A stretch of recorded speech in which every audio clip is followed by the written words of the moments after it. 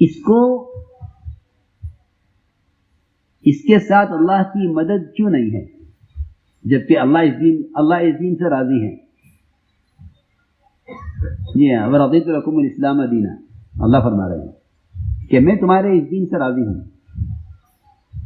تو جس چیز سے اللہ راضی ہیں اس پر دنیا میں مسلمان کو چلنے کے لیے کلی اختیارات کیوں نہیں ہیں؟ میری بات سمجھ آ رہی ہے؟ کلی اختیارات کیوں نہیں؟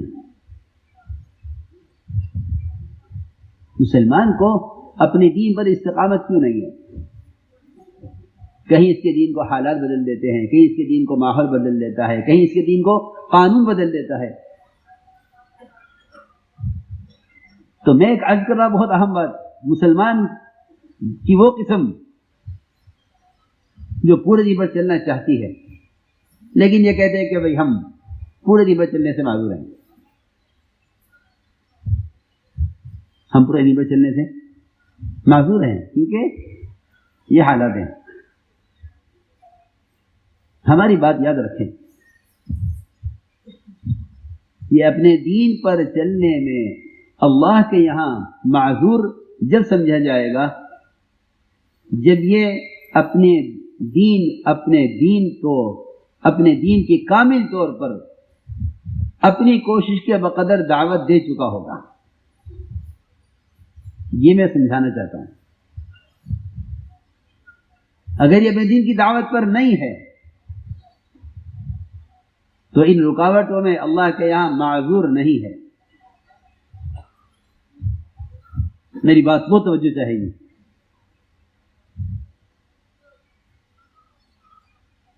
صحابہ کرام کے دین میں جہاں رکاوٹ آئی وہاں اللہ کی مدد آئی فوراً۔ مسلمان اپنے دین پر چلنے میں اللہ کی غیبی نصرت سے کیوں محروم ہے؟ وہ وجہ یہ ہے، صرف قرآن نے کھول کر کہا ہے ان تنصروا اللہ ینصرکم ویثبت اقدامکم، کہ اگر تم اللہ کے دین کی دعوت پر ہو تو اللہ تمہاری مدد کرنے والے ہیں۔ اگر تم اپنے دین کی دعوت پر ہو تو اللہ تمہاری مدد کرنے والے ہیں، اور اگر تم دین کی دعوت کو چھوڑ دو گے تو اللہ تعالیٰ تمہاری مدد چھوڑ دیں گے۔ یہ پکی بات ہے، قرآن کی بات میں عرض کر رہا ہوں۔ اللہ نے شرط لگائی ہے ان تنصروا اللہ ینصرکم، ایک بات۔ دوسری بات فرمائی آگے ویثبت اقدامکم، کہ میں تمہارے قدموں کو تمہارے دین پر جمع دوں گا۔ اللہ نے یہ دو وعدے کیے ہیں دعوت پر۔ میں کچھ ضروری بات کرنا چاہتا ہوں۔ ہم سب کے ذہنوں میں یہ ہے کہ دین تو کتابوں کے اندر موجود ہے، جس کو دین پر چلنا ہو وہ کتاب دیکھے، دین پر چلے۔ دین سارا لکھا ہوا موجود ہے۔ سوال اس کا نہیں ہے کہ امت میں بے دینی جہالت کی وجہ سے ہے یا باوجود جاننے کے بے دینی ہے۔ سوال اس بات کا ہے کہ ایک آدمی دین کو جانتے ہوئے اور اس کے نفع کو جانتے ہوئے اس کو دین پر چلنے میں جو رکاوٹ ہے، یہ رکاوٹ دور صحابہ میں کس شرط کے پورا کرنے پر اللہ کی طرف سے ہٹائی جاتی تھی، اور اللہ تعالیٰ کی شرط کے پورا کرنے پر ان کی غیبی مدد کیا کرتے تھے۔ بنیادی بات یہ ہے جو مجھے عرض کرنی ہے۔ وہ شرط کیا تھی؟ وہ شرط یہ تھی کہ جو حکم آتا تھا اللہ کی طرف سے وہ حکم دعوت میں آتا تھا سیدھا، کتاب کوئی نہیں تھی۔ بلکہ سمجھنا چاہیے اس بات کو جو میں عرض کر رہا ہوں کہ قرآن بھی دور صدیقی میں لکھا گیا ہے، جمع کیا گیا، ورنہ دور صدیقی سے پہلے قرآن جمع نہیں کیا گیا۔ اکثر قرآن لکھا ہوا نہیں تھا، کچھ لکھا ہوا تھا، اکثر قرآن صحابہ کے سینوں میں تھا۔ جو حکم آتا تھا وہ حکم دعوت میں آتا تھا اور دعوت سے عمل میں آتا تھا۔ صحابی نے سنا مسجد میں شراب حرام ہو گئی، اس کا ایک اعلان محلے میں سارے شراب کے عادی ہو کے ایک اعلان پر شراب کے چھوڑنے کا ذریعہ بن گیا، سب نے شراب چھوڑ دیا، اعلان سنتے ہی حکم آ گیا۔ ایک صحابی نے سنا مسجد میں پردے کا حکم نازل ہو گیا ہے، اس نے محلے میں عورتوں سے کہا عورتوں سنو پردہ آ گیا ہے۔ اس اعلان کے بعد کوئی عورت باہر بغیر پردے کے نظر نہیں آئی، حکم آ گیا۔ یہ میں کچھ ایسی باتیں عرض کرنا چاہتا ہوں جسے عام طور سے کام کرنے والے بھی اور عوام تو عوام اس سے ناواقف ہیں۔ ان کے نزدیک گشت اور ملاقاتیں، افرادی دعوت، یہ ایک تنظیم یا ایک جماعت کا کام یا ایک مستحب کام سمجھا جاتا ہے، یہ کر لو ٹھیک ہے۔ حالانکہ اگر ذرا گہرائی سے غور کریں اور ذرا سا توجہ دیں صحابہ کی سیرت کی طرف اور یہ سوچیں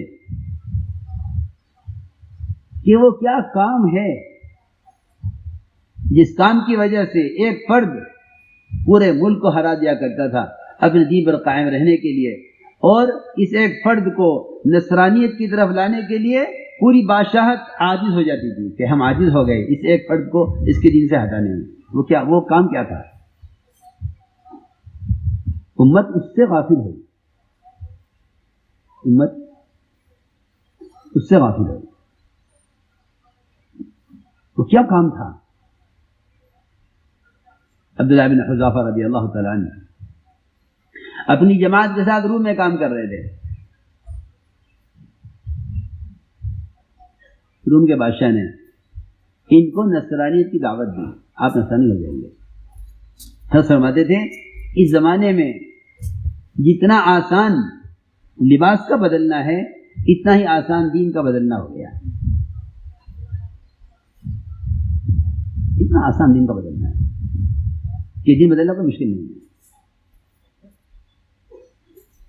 جتنا آسان لباس بدلنا آسان، اتنا دین بدلنا آسان۔ وجہ یہ ہے کہ یہ کہہ کر اپنے طریقے بدل دیتا ہے کہ قانون یہ ہے، ماحول یہ ہے، ہم کیا کر سکتے ہیں۔ میں اس کی چھوٹی سی مثال دیتا ہوں۔ مولانا الیاس صاحب رحمۃ اللہ علیہ میوات کے سفر پر تھے بس میں، عصر کی نماز کا وقت قریب آیا، ایک ساتھی ایک فرد اٹھا جماعت میں سے حضرت کی اور جا کے ڈرائیور سے بات کی کہ گاڑی روک دو۔ نہ کیوں؟ نہ کہا ہم نماز پڑھیں گے، ہمیں نماز پڑھنی ہے۔ ڈرائیور نے کہا گاڑی نہیں رکے گی، بس نہیں رکے گی۔ تو یہ سوچے پڑ گئے کہ گاڑی اس کے ہاتھ میں ہے، میرے ہاتھ میں تو ہے نہیں، گاڑی چلا رہا ہے۔ جیسا ہم سوچیں کہ قانون تو ان کے ہاتھ میں ہے، ہمارا ہاتھ میں تو ہے نہیں۔ پردے کے خلاف، حلال کے خلاف، کوئی بھی شریعت کے حکم کے خلاف قانون آ جائے، ہم کیا کر سکتے ہیں؟ قانون ان کے ہاتھ میں ہے۔ یہی خیال اس نے کیا کہ ڈرائیور وہ ہے، گاڑی اس کے ہاتھ میں، ہم تو کچھ نہیں کر سکتے، ہم تو کہہ سکتے ہیں اگر وہ روک لے تو ٹھیک ہے، اگر نہ روکے وہ تو ہم مکلف نہیں نماز کے، کیونکہ ہماری طاقت سے باہر ہے کہ ہم چلتی بسوں سے کود جائیں نماز پڑھنے کے لیے، یہ تو نہیں ہو سکتا۔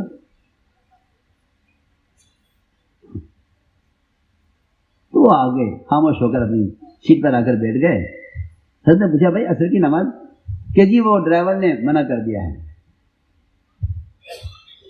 یہ انہوں نے فوراً جواب، حضرت وہ ڈرائیور نے منع کر دیا ہے، گاڑی روکے گا اور ہم جب وہ گاڑی چل رہی ہے تو نماز کیسے پڑھ سکتے ہیں؟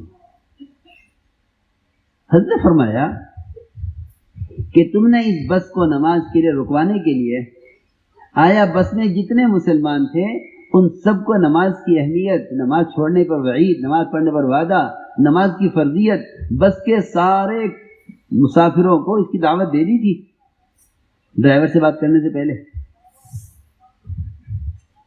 کہ نہیں؟ ایسا فرمایا جب اللہ رب العزت نے صحابہ کے لیے اس دعوت پر